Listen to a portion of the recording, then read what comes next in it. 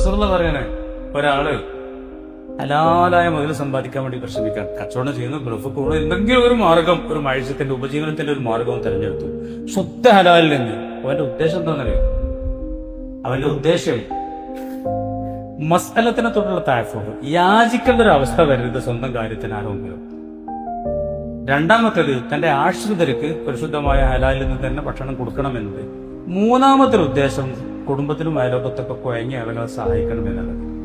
ഈ പരിശുദ്ധമായ 3 ലക്ഷ്യം വെച്ചുകൊണ്ട് ഒരാൾ പണം സമ്പാദിക്കാൻ വേണ്ടി തുനിഞ്ഞാൽ ലഖിയല്ലാഹ, നാളെ അയാൾ അള്ളാഹിനെ കണ്ടുമുട്ടുന്നത് വവജൂഹു കൽ ഖമരി ലൈലത്തുൽ ബദ്രി, ബദറിന്റെ രാത്രിയിലുള്ള ചന്ദ്രന് തുല്യമുള്ള ശോഭയോട് കൂടെയാണ് ഇവന്റെ മുഖം നാളെ അതാണ് കാണുമുണ്ടാകുക എന്ന് പറഞ്ഞു.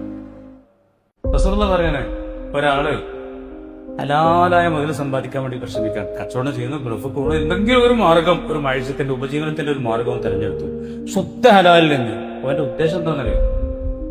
അവന്റെ ഉദ്ദേശം മസ്അലത്തിനെ തൊട്ടുള്ള താഴ്ഫോട്, യാചിക്കേണ്ട ഒരു അവസ്ഥ വരരുത് സ്വന്തം കാര്യത്തിന് ആരോഗ്യം.